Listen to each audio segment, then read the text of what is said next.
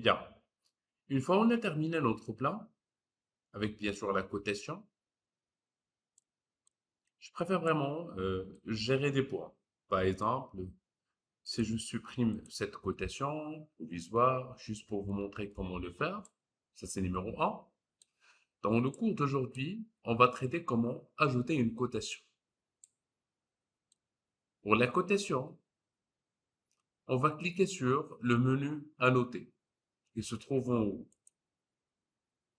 Une fois on est dans le menu Annoter, on clique sur, pardonnez-moi, le menu linéaire. Le menu linéaire qui nous permet tout simplement, par exemple, de gérer le premier point. Je désactive le mot tourne-tout.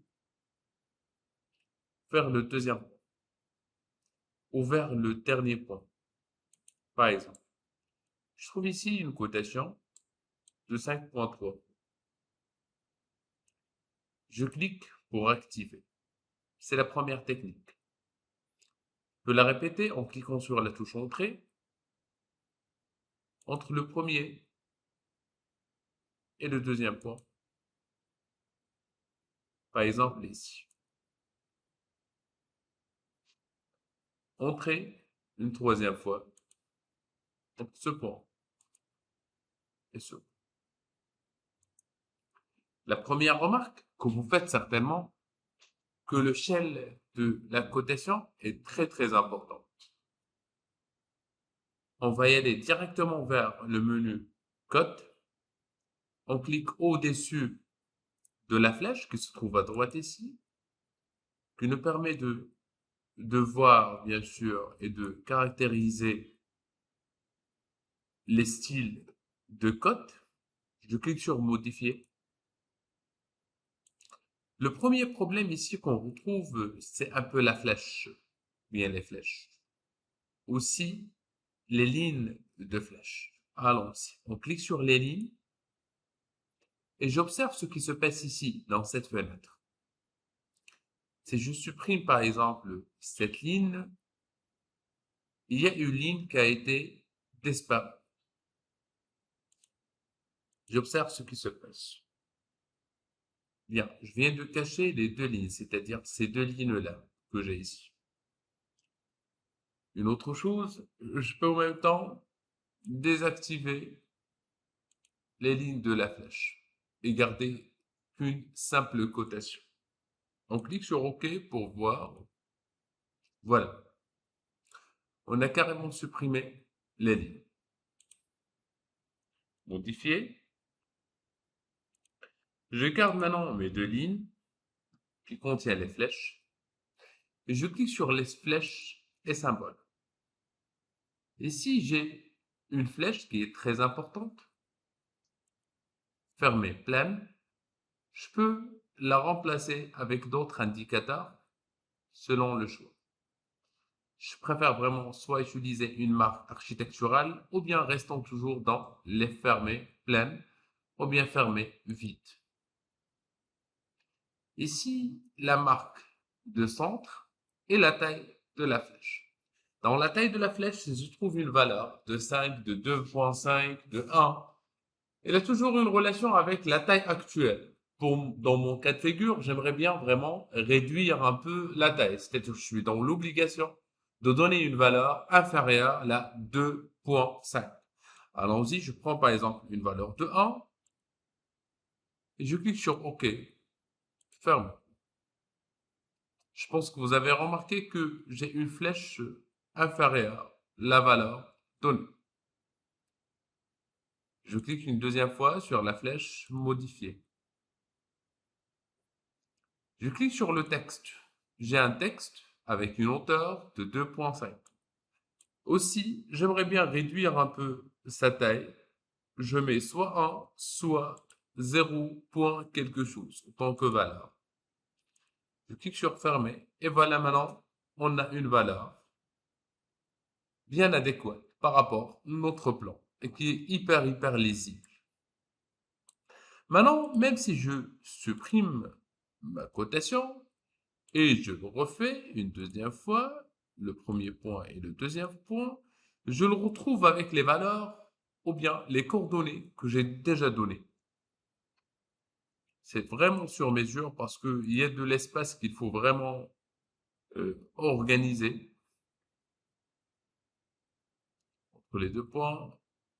Par exemple, on a une valeur de 0,30. Entre les deux, il y a une valeur de 0,9. Maintenant, je clique sur linéaire une deuxième fois. Je clique sur le premier point. Le deuxième point qui généralise ou qui nous donne bien sûr une valeur sur la totalité de mon plan. Entrer une deuxième fois. Cette fois, je veux vraiment faire les choses autrement. Entre ce point-là et ce point-là, je le mets quelque part, ici, et je clique sur le menu continu, qui va me donner une valeur continue, en cliquant sur n'importe quel point. Et lui, il va généraliser un peu les cotations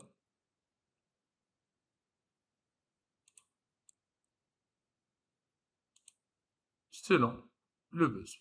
Et je clique sur Entrée pour arrêter. Comme vous voyez, on a une cotation hyper alignée, sans le moindre problème, au niveau de la cotation. Je vous invite, s'il vous plaît, de gérer ces options en utilisant les calques cette fois. Dans les calques, je dois cliquer sur la propriété du calque. Et je trouve ici des calques.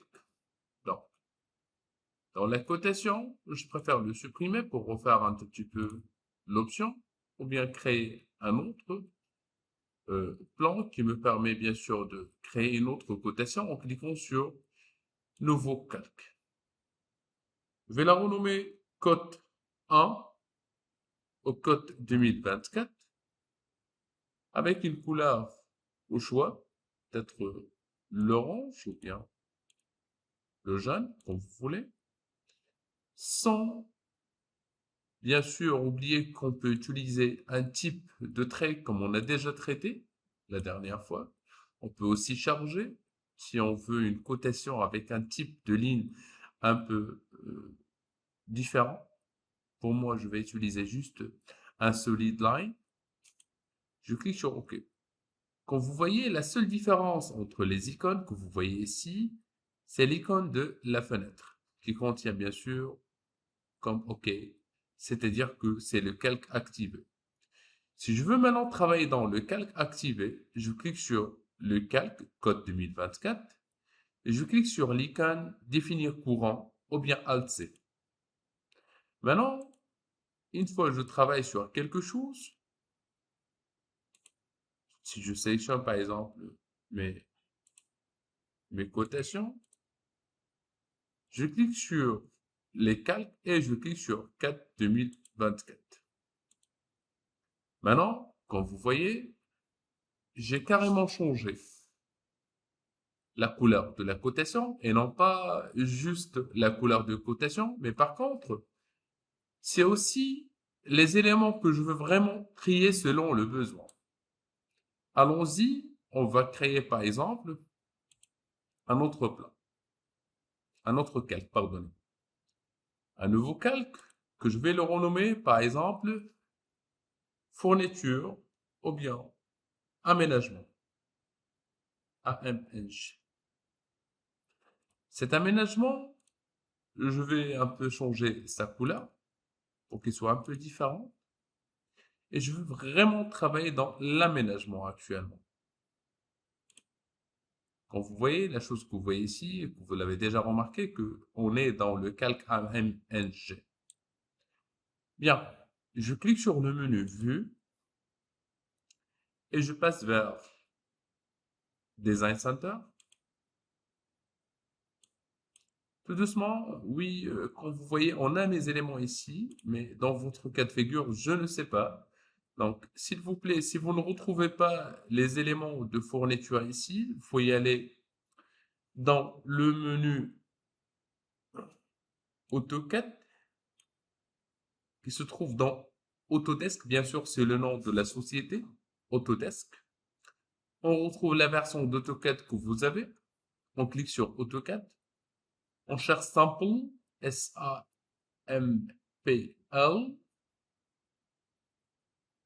Sample. Par la suite, vous cherchez FR ou N, anglais ou bien français, c'est selon la version que vous avez. Dans mon cas de figure, je clique sur français parce que j'ai le français.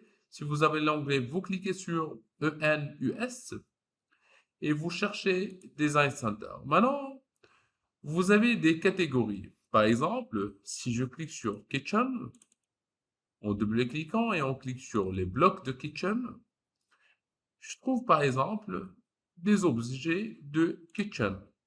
Je peux retrouver ici Landscaping, Welding, Plant. Bah, c'est à vous de voir Home, par exemple House. Et je prends par exemple un seul élément juste pour vous montrer. Je prends par exemple un baignoire ou bien toilette. Pour les toilettes, je clique et je glisse mes toilettes à l'extérieur. Au lieu de fermer, on peut juste masquer automatiquement. Et voilà. J'ai inséré la forme ou bien symbole d'un simple toilette. Et comme vous voyez, elle est hyper grande. Je clique sur début. Je sélectionne mon élément ici.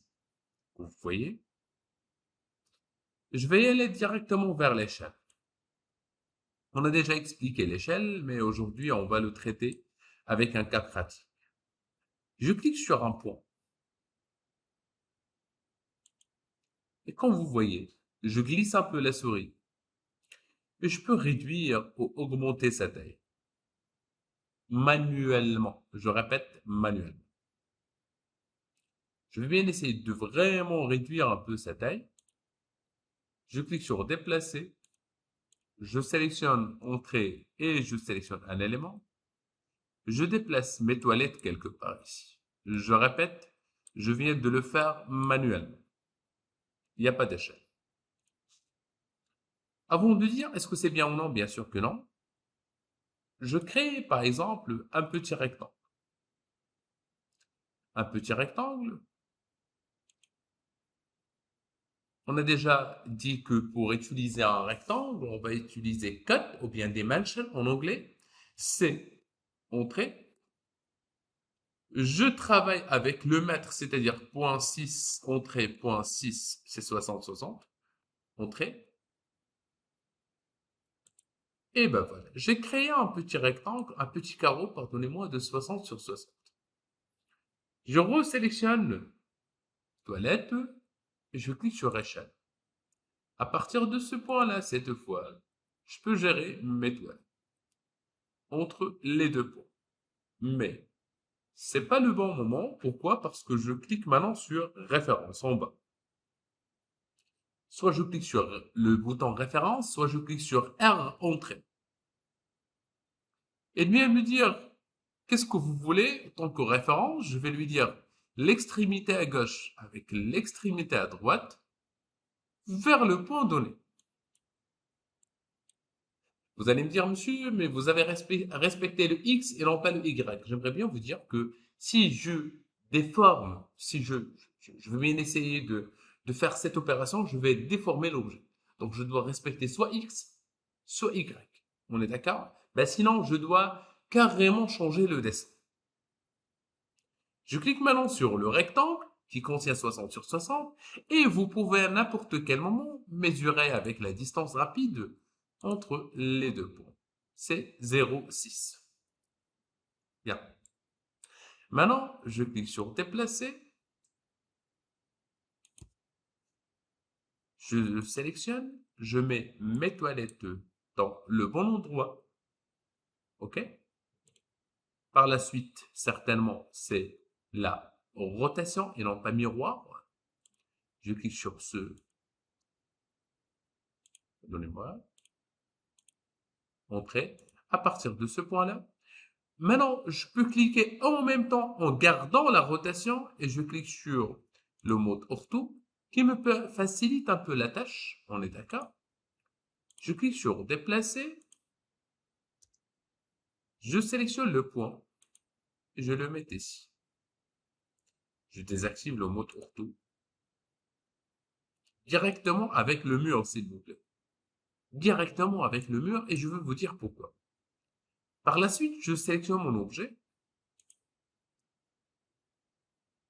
et je déplace ce petit point-là avec une valeur de, par exemple, 0.6.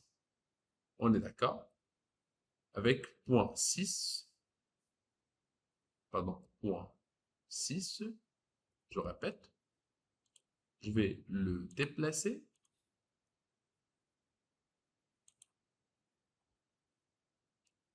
avec 0.6, c'est-à-dire on a un décalage de 60 cm. Et par la suite, on trouve l'étoile. Je viens juste vous donner un exemple. Ça peut être 1 mètre, ça peut être n'importe quoi. Mais pourquoi je l'ai mis au début collé sur le mur? C'est tout simplement pour mieux calculer l'espace entre le mur et les toilettes. On est d'accord? On répète, s'il vous plaît, une deuxième fois. Pour importer un objet, c'est facile. On clique sur Vue, OK? Design Center, le voilà, et vous importez ce que vous voulez. Mais dans un plan pareil, s'il vous plaît, vous devrez utiliser normalement les vues de haut, c'est-à-dire un objet avec vue de haut. Comme les baignoires, vous cliquez, vous glissez, et vous ajustez bien sûr le plan selon le CTRL Z. C'est bon? Et on a assez, donc vous pouvez utiliser, on clique sur les blocs, vous pouvez utiliser un bureau, un grand lit par exemple,